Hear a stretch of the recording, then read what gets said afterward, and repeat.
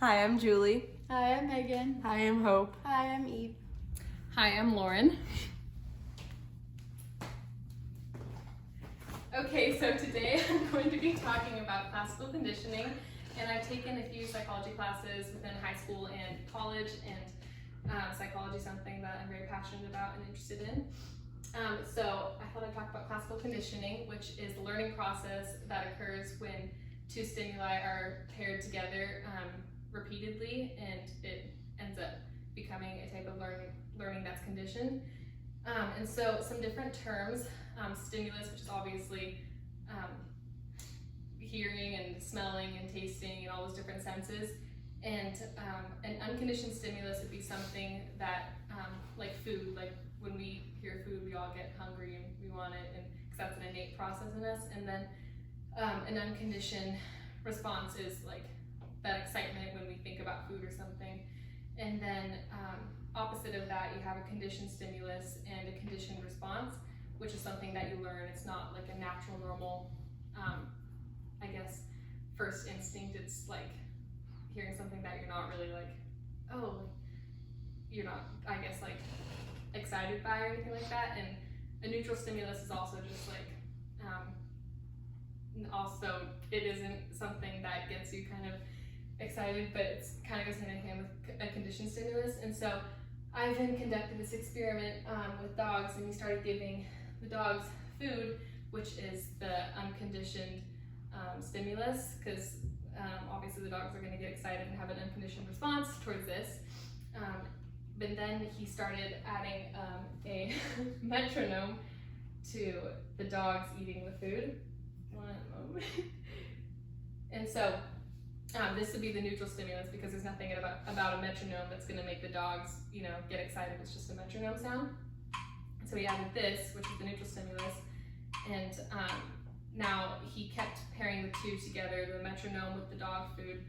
And now the dogs, every time they heard the metronome, they were starting to salivate and get excited just by hearing the metronome, even if the food wasn't even in sight.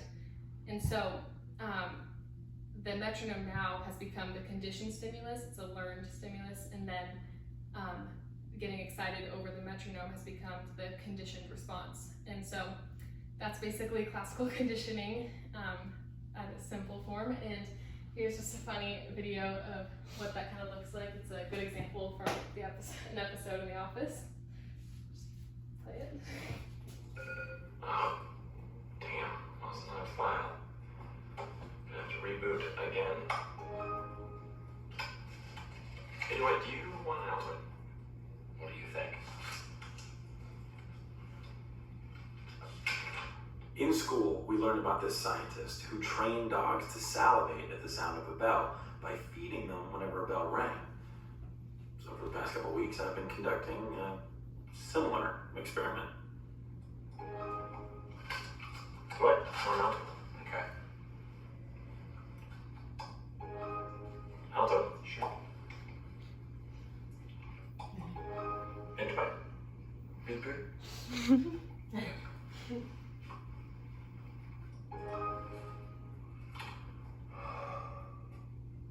What are you doing? What? I don't know. My mouth tastes so bad all of a sudden.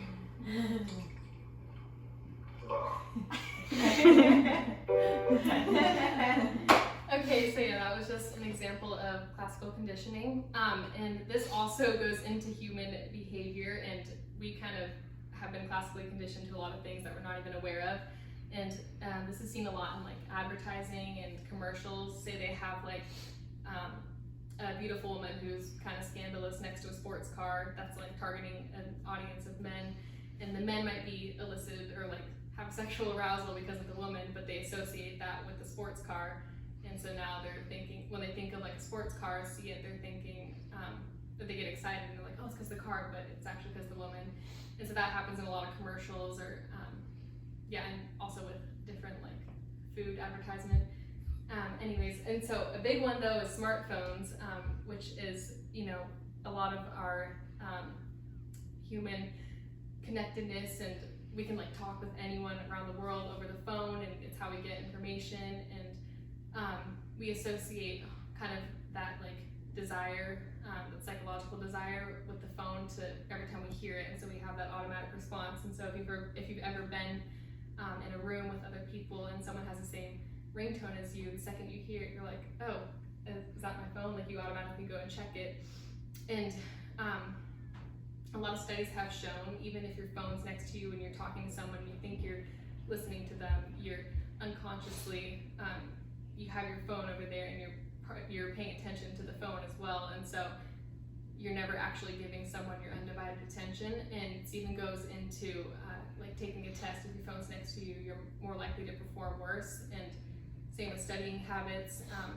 And yeah, this was something I'd become aware of recently, and I didn't realize how addicted I was to my phone and how like classically conditioned I had been to, you know, always like, oh, like what's on it over there every time you get like a notification. But yeah, that's just something to be aware of. And that's basically classical conditioning and how it affects human behavior. Thank you so much for listening. Yay!